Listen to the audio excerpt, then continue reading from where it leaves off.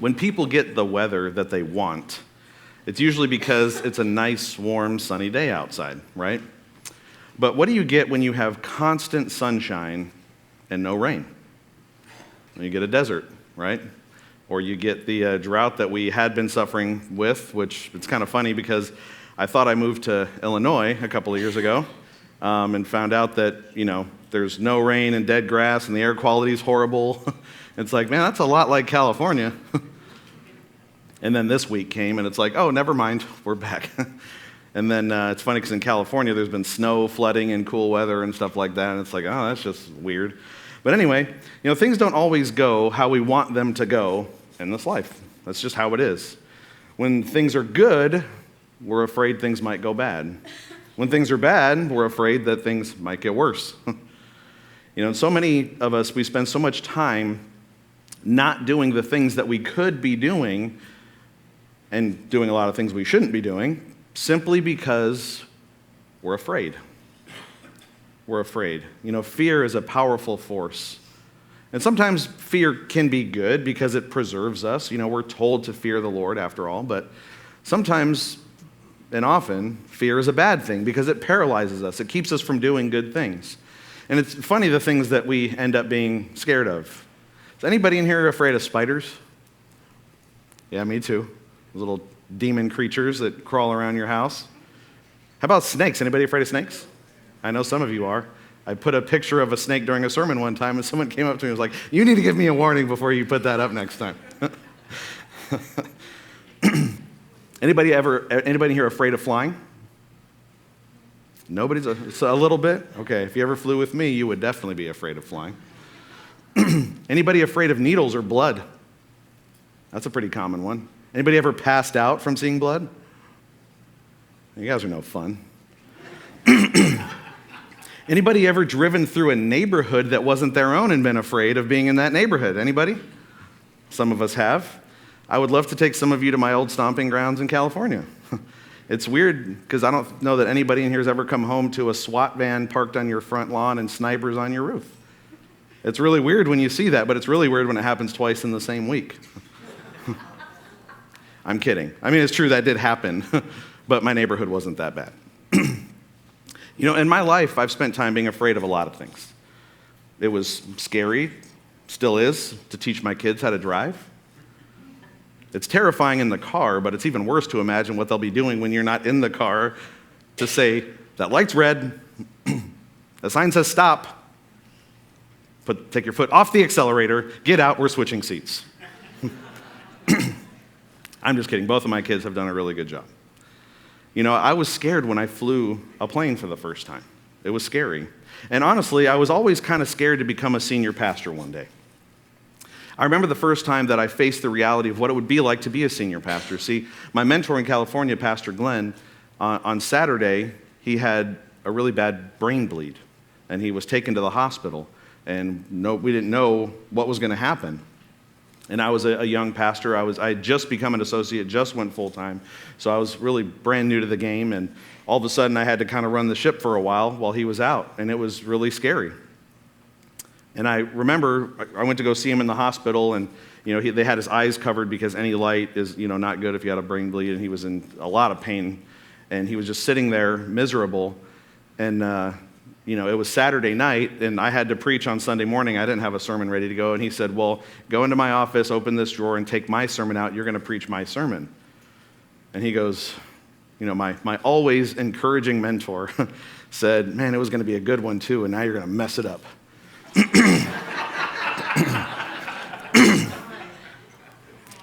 Well, thankfully, he was back in the pulpit 5 weeks later. 5 weeks later, he came back after a brain bleed, which tells you how bad I was actually doing. So during that time period, I felt what it was like to fail as a leader many, many times. And since then, I've learned a lot of lessons about that. Not that I've learned how to fearlessly lead with greatness, but rather that I've learned how to fail a lot and then just keep going. To keep following God even when things are scary. There are a lot of things that are scary in this life, but when I think of people who try to walk through this life without God, I can't think of anything scarier than that. So today, if you're going to follow along with your YouVersion Bible app, today's message is called Fear. And we're going to be reading Psalm 23. We're going to be focusing on the first 4 verses of Psalm 23. And it was interesting when I was talking to Candy about fear this morning, and I'm trying to spot her. Where is Candy? I know she's here. Oh, there she is. What does fear stand for, Candy? False evidence appearing real. False evidence appearing real. I think that's a good thing to think about when you think about what fear is to you, right?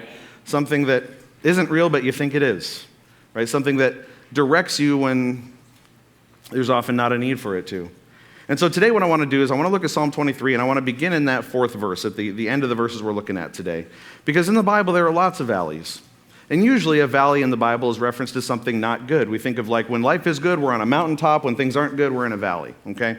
In Psalm 84, we hear about the valley of Baca, which means the valley of mulberry trees, but it's actually a play on a very similar sounding word that actually means weeping or tears. So it's actually a hint, like yes, it's the valley of mulberry trees, but it's actually the valley of weeping, the valley of tears. In Joshua, we hear about the valley of Achor, which it's named after a guy, but it actually means the valley of trouble or the valley of calamity.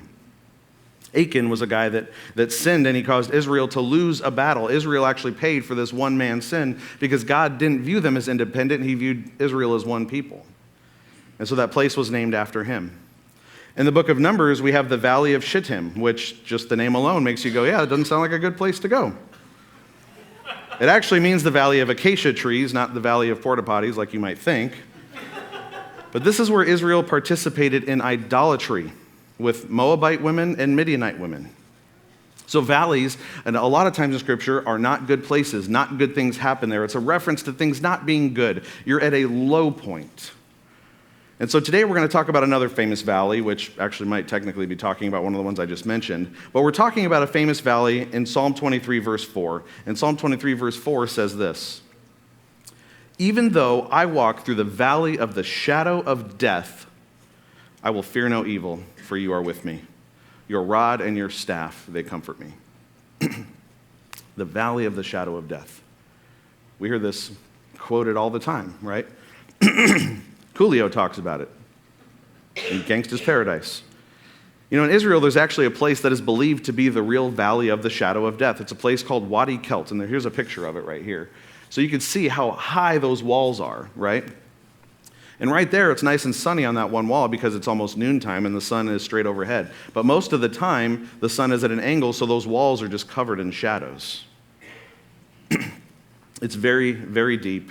And David, who wrote this psalm, and was also, we know him as King David, but he was also a shepherd before he was a king, likely led his sheep through this very valley. And he might have actually been thinking of this place when he wrote this psalm, thinking of the imagery like, man, this is what it's like to walk through a valley, and this is how I feel like I'm walking right now in my life. Sometimes in life it feels like we're just walking along and things suddenly get bad in the middle of our path, right? We have walls up on both sides, so there's no alternative route. There's no way to go except forward, so you just press forward. It's dark, it's uncomfortable, so it's not a place where you want to continually live your life. You don't want to stay there, and so you must press forward. Right? In a valley like that, it's lonely. It can cause you to think of the mountaintops that you used to walk on. And so you long to be in that place again, and to do that, you have no choice but to press forward and get through the valley. So today what I want to do is I want to think about this idea of a valley, and I want to give you 5 facts about valleys, all right? Not literal valleys like the landscape, like I'm going to give you the facts of the lowest valleys or something like that. That's not what I mean. I want to give you facts about figurative valleys, the valleys in our life, the challenging times that we have to face sometimes. That's what we're talking about this morning. And after I give you those 5 facts about valleys, we're going to talk about 3 ways we can handle the valleys in our life, based here on Psalm 23, okay? So let's go ahead and hop into your 5 facts about valleys. If you grabbed your Connect card on the way in this morning, you can fill in the blank as we go along if you'd like. So here's the first one here. Number 1, dark valleys are unavoidable. They're going to happen in your life. You can count on it. You can basically bank on the fact that you are going to go through valleys in your life. Now, you might be coming out of one right now. You might be in the middle of one right now. Or you may be totally fine right now and there's a valley just in front of you that you don't even know about yet. But no matter what, dark valleys are a part of life. They're unavoidable. In Job chapter 5, verse 7, it says this: "But man is born to trouble as the sparks fly upward." You ever sit by a campfire and just watch the sparks shoot out of it? You know what I'm talking about?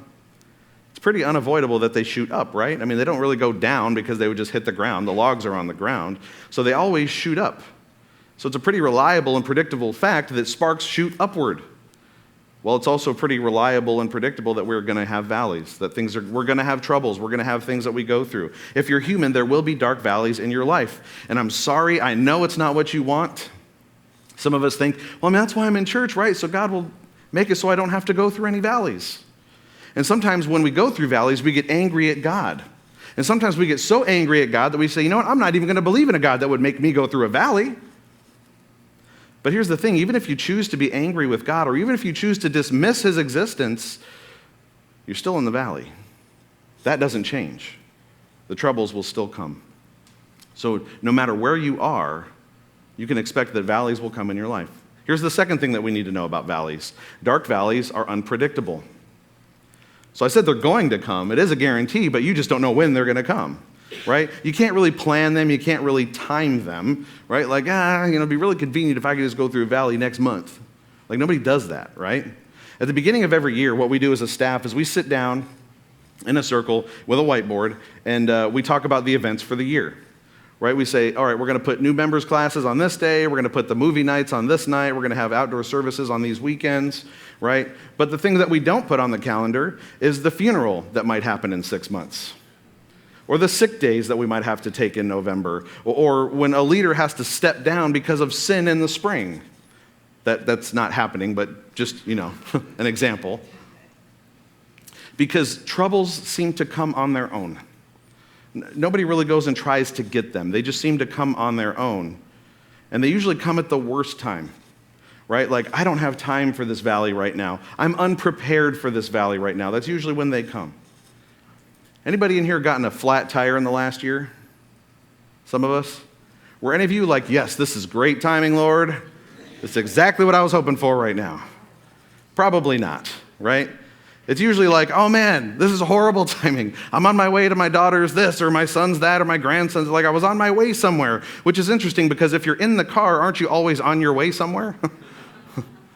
So when a flat tire happens, you're going to miss wherever you were going, right? Or you're going to be later. You don't get a flat tire while you're sitting in your living room. Unless you make your girlfriend really, really mad, then you might have holes in all 4 tires. Just ask Carrie Underwood. See, that's the crazy thing about valleys. In a moment, at an unpredictable time, they just seem to show up. And we have to accept that we can't plan them. They're just going to come when they want. Here's the third thing you need to know about valleys. Dark valleys are impartial. A valley is like a honey badger. Some of you might already know, honey badgers don't care. If you've ever seen anything about honey badgers, they are the most ruthless animals on the planet because honey badgers don't care. They eat scorpions, they eat crocodiles, they eat bees, they eat venomous snakes, including cobras and black mambas. These things are crazy. And the reason they can do that is because their skin is like really tough and flexible. So it's really hard to even penetrate their skin with a bite or a sting or something like that. And then their skin is so flexible that when a predator bites them and thinks they have them, they can kind of just wriggle out, and it's like, I was holding skin and now it's gone. Like, they're just really flexible creatures. They also shoot out stinky stuff like a skunk does. They shoot it out, which not only makes predators want to go away, but it actually tames bees so they can get in there and eat larvae. That's crazy, right? It shoots out this stuff, and the bees are like, just eat my babies. Like, they're that crazy. Their blood fights off venomous toxins. So if they get bit by something killer like a black mamba, they take a nap and wake up and they're ready for more action. Like, these things are crazy. Even big lions won't mess with them because they know to attack the lion's boy parts. Like, they have adapted in crazy ways to protect themselves. Honey badgers don't care. They're not afraid of anyone or anything. Neither are valleys. Valleys do not care. Valleys don't care who you are. They're not afraid to go after anyone. It doesn't matter if you're strong like Arnold, or if you're rich like Elon, or if you're powerful like Zuckerberg. Valleys don't care. No one is immune to having valleys in their life. No one escapes the problems. Sadly, just the last couple of weeks here, we watched the search go on for the Titan submersible up near the Titanic. On board was a Pakistani businessman named Shahzad Dawood, and he was worth about $350 million, and maybe even more because his family's fortune as a whole is worth several billion. And yet, when the submersible imploded several thousand feet below the water's surface, his fortune meant nothing in those moments. See, bad things happen to everyone. They even happen to good people. When bad things happen, the first thing people tend to ask is, why me, Lord? Why me? Why does this happen to me? When the real question we should be asking ourselves is, why not me? Well, why do I feel like I should be immune to problems? Right? When problems happen to everyone, but I don't feel like they should happen to me. You know, in Matthew 5:45, the second half of the verse, it says, "For he makes his sun rise on the evil and on the good, and he sends his rain on the just and on the unjust." Everybody gets good, everybody gets bad, regardless of what we do in this life. So why do we think we should be exempt from problems? Should a billionaire be exempt from experiencing trouble? What about a missionary or a head of state or a celebrity? Should they be exempt from valleys in their life?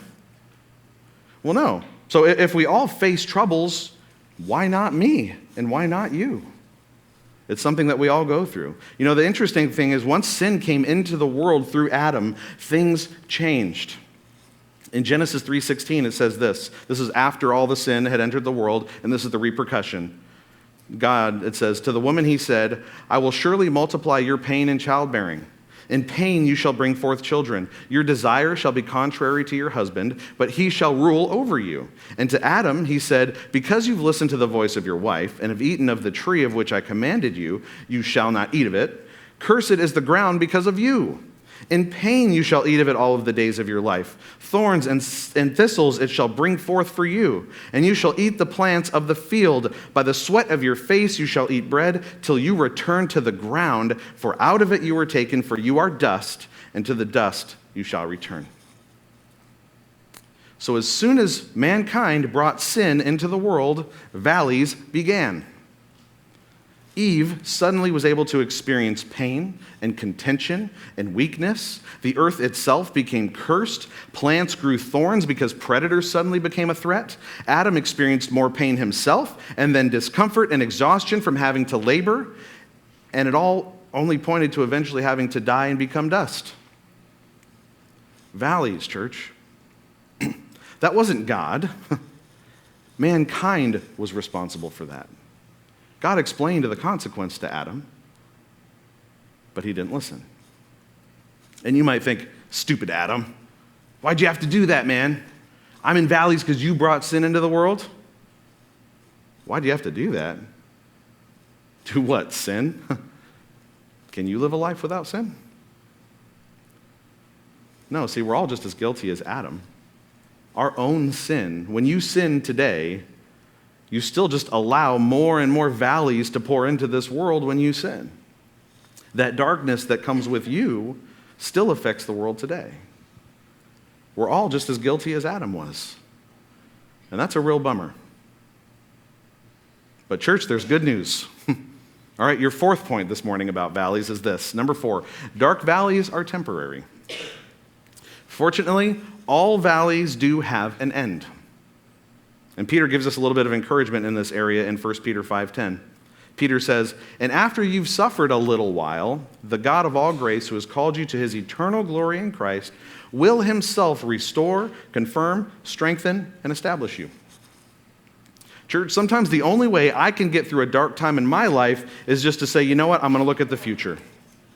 For example, when we do Christmas plays here, it can be a little bit stressful to organize those and put them on. And then at a certain point, usually like right before opening night, I start getting really anxious about it. And what I do is I just have to think, you know what, Dan, 3 days from now, all the stress will be over and you'll be looking back on how great everything went and what a good time everybody had. So I just have to think about the future. There are lots of valleys in my life that I don't think about at all anymore. There have been times in my life where I'm going through a valley and they're consuming. It's all I can think about. But here and now, those issues that were valleys for me in the past, I don't really think about them that often. I don't think about the stress I was experiencing when I was 24. Like, that was a long time ago. I don't even remember being 24 anymore. right? Those valleys are past. They consume you in their time, but when they're behind you, you don't spend a lot of time thinking about them. But the truth is, not all valleys are like that. Some valleys, although they are temporary, can last a pretty long time, like the death of a spouse or a child, or a long-term illness or disability, or losing your business or your home. Some things may actually be a challenge for you for the rest of your entire life. But the reality is, even if it is for the rest of your entire life, it's still temporary. You know, I'm going to read you guys some lyrics from a 5 Iron Frenzy song. They say, the rockets are burning, the dreamers are at full swing, the heavens have painted, have brushed you with angel wings, and you know in your heart that the farsighted see better things. So if all you ever do is look at the things that are right in front of you, that's a condition called being nearsighted. But if you look at everything in light of eternity, you're farsighted. You're looking at the things in the future, the things that really matter. And so when you have that eternal, heavenly, long-term perspective, it changes everything. Those lyrics are saying your passion explodes, your dreams become attainable, your life looks more holy and you reflect Christ, and you see better things than what the nearsighted people think. Nearsighted people only see the troubles, only the struggles and the challenges and all these things, but farsighted says there's way more things beyond this. So much better things are waiting for me after this life. My worst valley ends at my death. If you're nearsighted, you see that you lost a loved one, but a farsighted person looks to the day when they see them again. A nearsighted person sees that they lost their earthly possessions, but farsighted reminds you that God provides and you have a heavenly reward. Nearsighted says you can't walk very well right now, but farsighted says that one day you will run and not grow weary, you will walk and not faint. Farsighted. So even if you had to struggle through a valley for 80, 90 years, problems your whole life, it's so insignificant compared to the billions upon billions of years you spend with God later, just as a start. You remember how long high school felt? At the time, it's like, this is never going to end. I'm so emotional and hormonal. This is miserable. And looking back, doesn't it seem like it just flew by really fast? I mean, someday this life is going to look like a single minute of our high school career. That's the length of our entire life in perspective of eternity. So if that long-term perspective is still a struggle, I have one more point for you as well. Here we go. Number 5, last thing we need to know about valleys. Dark valleys have a purpose. You know, a few years ago, we were getting guardianship over Tasha's sister, Bree, and we had to go to court. And pretty sure nobody in here has ever had to go to the San Bernardino courthouse, but if you have, you know it's not easy to park. And so we got there, you know, I was driving our Jeep, and I'm looking around trying to find a parking space, and it's like there's no parking anywhere. And where I was driving in a lane that I was pretty sure there was one lane and then a lane of parking spaces. And so I'm looking and looking and looking, and I look down this, you know, little side street, and there's a couple of parking spaces down there. So immediately I jerked the wheel over to turn down that street, but the parking lane that was here was actually a second lane, and there was a van coming up along the side, and I plowed right into it. And of course, because I'm me, I get out, and of course, this is a van that's transporting mentally handicapped people to their jobs. So I just hit a van full of people with special needs, and I feel terrible, of course. And I get out, and she opens the van, I look back there, and they're terrified, and I'm like, yeah, I did that, I'm the idiot. And so I'm sitting here, and it's like, well, this day couldn't get any worse. We definitely missed our court appointment, right? So we'll have to make another one. I just hit this lady, and she calls her husband. And her husband shows up. He's like 8'3", a monster, okay? And I'm like, pretty sure I'm going to die in the next couple of minutes. But the truth is, once he got there, and I apologized profusely, he was one of the coolest guys I've ever met. Oh man, accidents happen. It's all right. And we started talking. It turns out they were Christians. And she's like, well, I don't know what I'm going to do now because my work day just ended now. So I guess I'm going to go home. And I was like, you guys want to go to lunch? Yeah, let's go to lunch. It turns out they're believers. We sat down. We had a great conversation and a great meal. And I was like, I'm almost glad I hit you today. It was a wonderful experience. God used that valley in a positive way. He gave me a sermon illustration to use like 10 years later. How kind. See, God has reasons for taking you through a dark valley. It's not because he's mean. It's not because he doesn't care. We tend to think that valleys on the landscape are unnatural. If I'm struggling, something is wrong. But maybe it's not wrong that you're in a valley. Valleys are a natural part of the landscape of life, and they serve a purpose. Look at what 1 Peter chapter 1 says in verse 6. In this you rejoice, though now for a little while, if necessary, you have been grieved by various trials, so that the tested genuineness of your faith, more precious than gold that perishes, though it is tested by fire, may be found to result in praise and glory and honor at the revelation of Jesus Christ. This verse tells me that every problem has a purpose, that metal is put into a fire to make it pure and moldable, and that's why we go through problems in life. Our trials hold us to the fire, if you will, so that we can be shaped and we can become useful to God as his vessels. We are built up by God in the valleys of our life. How do you know that you're going to be faithful unless you're tested in an unfaithful situation? There are financial valleys, there are relationship valleys, there are emotional valleys, there are all kinds of valleys in our lives. And these valleys build endurance in us, they give us perspective, and they teach us lessons. You will get through them in time, and if you trust God, at the end of your valley, you will be better off for it. Tosh and I, we were working on a camper for a long time. It took us 14 months to finish this thing. And on the inside, we completely changed everything about it, right? So on the inside, that's what it looked like when I was, pretty close to being done tearing everything out. Now, who wants to go camping in that? Not exactly a pretty picture. But what if I had gone out there when everything was still old and still needed to be changed, and I was like, oh, I'm just going to leave everything how it is? It wouldn't be what it ended up being in the end. It would be impossible to go out there and say, I'm not going to touch any of the old rotting stuff, but I'm going to renovate it. You'd be like, that's not possible. You have to gut it first. You got to take out the stuff you don't want, right? The old cabinets, the old electrical, the old walls, they all had to go. Now, if that camper was a human, it would be in a lot of pain. But that's what I had to do to make it completely new in the end. Church, that's what God does to you as well. It can be painful to take some of that old stuff out, but if you want to become new, that's what he's got to do. See, God's goal in life is not to make you comfortable, it's to make you more like Christ. And if we begin tainted by things like sin and weakness and selfishness and things like that, how can we expect to look more like Christ if God doesn't break down that old stuff first? God has to gut us down to the studs, and it's not always pleasant. But when he's done, he will make you a shiny new creation. And you'll be glad that he did it. So those are the 5 things we need to know about valleys. So here's the next thing. What do we do in dark valleys? Well, here's 3 things that you do in dark valleys. Number 1, refuse to be discouraged. To explain that, I want to read the whole part of Psalm 23 now.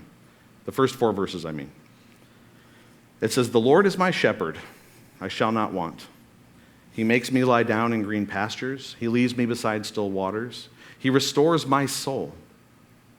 He leads me in paths of righteousness for his name's sake. Even though I walk through the valley of the shadow of death, I will fear no evil, for you are with me. Your rod and your staff, they comfort me." So I want to observe 2 very important things about this. First, that God, the shepherd, doesn't panic when you go through a problem. But neither do his sheep because they trust the shepherd. Instead, God's sheep just keep on walking. And the second thing I want you to see are 2 very simple statements. I shall not and I will. Those are statements of choice. I shall not want because wanting implies that I don't have enough, and I will fear no evil because I trust that God already has victory over evil. I will not become subject to those negative things, and I will keep moving. In John 16:33, it says, "I have said these things to you, that in me you may have peace. In the world you will have tribulation, but take heart. I have overcome the world." That's what Jesus says. And Paul writes in Romans 8:31, "What then shall we say to these things? If God is for us, who can be against us?" Church, refuse to be discouraged. You can't go around the valley, but you can go through it. And the best part about this is the end of the passage where he says, "For you are with me." God is with you every step of the way. God promises his presence through your valley, which gives the next tip on dealing with a valley. Number 2, rely on God's presence. He's with you. And notice at verse 4 in the psalm, there's a change in the language. Up until this point, it's been third person, right? He leads me, he guides me, he restores my soul. And then it shifts to the second person thing. You are with me. Your rod and your staff comfort me. Church, when you're scared, you don't want to talk about God. You want to talk to God. In trials, this is where religion becomes relationship. God says, I am with you, I will take you by the hand, and I will lead you through this.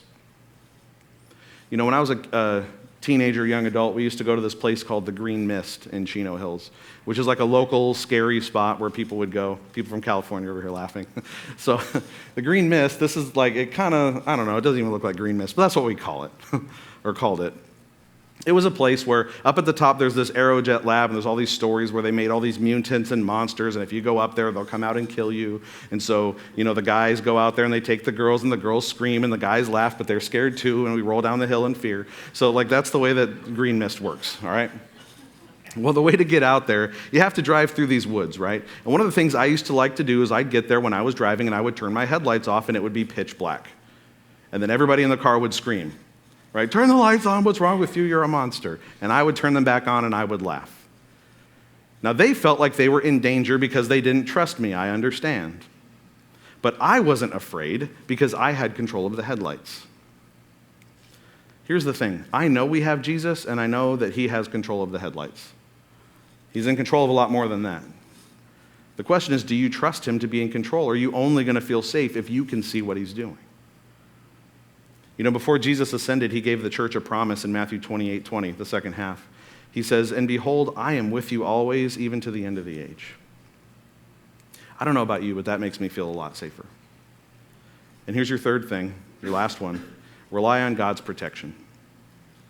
It's interesting that David uses the imagery of a shepherd and a sheep here. He says that God has a rod and a staff. So a rod is actually a weapon that you use to beat things with. The shepherd would use it to protect the sheep from predators and from thieves. But then there was a staff, and the staff was different. It has the crook thing at the end of it. And what you would use that for is to draw sheep out of a ditch or to pull them close to you when you want them to be close. Which tells me that God wants to both protect us from harm and pull us close when we wander astray. You know, John chapter 10, verse 29 says, my Father who has given them to me is greater than all, and no one is able to snatch them out of the Father's hand. He protects us, church.